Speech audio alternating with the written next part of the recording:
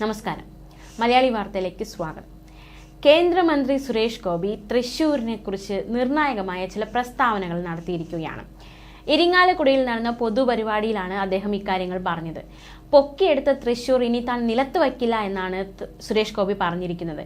നിങ്ങളെല്ലാം കൂടിയാണ് ഞാൻ പൊക്കിയെടുത്ത് ഡൽഹിയിലേക്ക് കൊണ്ടുപോയത്, ഇനി താഴെ വയ്ക്കില്ല എന്നും സുരേഷ് ഗോപി പറഞ്ഞു. 2019 വൈകാരികതയോടെ പറഞ്ഞു, 2024 തീവ്ര വൈകാരികതയോടെയാണ് പറയുന്നതെന്നും സുരേഷ് ഗോപി വ്യക്തമാക്കി. കഴിഞ്ഞ തെരഞ്ഞെടുപ്പിൽ മറ്റ് സഖ്യങ്ങളെ ജനങ്ങൾ വിശ്വസിച്ചു. 2024 ആ സഖ്യങ്ങളെ മുഴുവൻ തിരസ്കരിച്ചുകൊണ്ട് അവർ ഞങ്ങളെ നെഞ്ചേറ്റി. വളരെ ഗംഭീരമായ വിജയമാണ് BJPക്ക് കിട്ടിയത്. എളുപ്പ വഴികളിലൂടെയല്ല ഞങ്ങൾ ഈ വിജയം നേടിയതെന്നും സുരേഷ് ഗോപി പറഞ്ഞു. ഇതിനു മുമ്പ് എളുപ്പ വഴികളിലൂടെ വിജയം കൊയ്തവർക്ക് നഷ്ടത്തിന്റെ കണക്കെടുക്കാനോ അതിന്റെ കാരണങ്ങൾ അന്വേഷിക്കാനോ ഇപ്പോഴും സാധിക്കുന്നില്ല. തോൽവിയുടെ കാരണം അന്വേഷിക്കാതെ ശത്രുവിന്റെ വിജയത്തിന്റെ കാരണമാണ് മറ്റുള്ളവർ അന്വേഷിച്ചുകൊണ്ടിരിക്കുന്നത്. പ്രധാനമന്ത്രി നരേന്ദ്രമോദി കേരളത്തിന്റെ കാര്യം എടുത്തു പറഞ്ഞിരുന്നു. കേരളത്തിലെ മലയാളികൾ മാത്രമല്ല, ഇന്ത്യയിലെ മലയാളികൾ മാത്രമല്ല, കേരളത്തിന്റെ ദുരവസ്ഥ അറിയാവുന്ന എല്ലാവരും പ്രാർത്ഥിച്ചതിന്റെ ഫലമായിരുന്നു ഈ വിജയമെന്നും സുരേഷ് ഗോപി പറഞ്ഞു. 5 വർഷത്തേക്കല്ല 50 വർഷത്തേക്കാണ് BJP പ്രവർത്തിക്കാൻ പോകുന്നത്.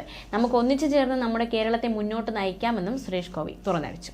അതേസമയം മറ്റൊരു നിർണായക പ്രസ്താവന കൂടി അദ്ദേഹം നടത്തിയിരിക്കുന്നു.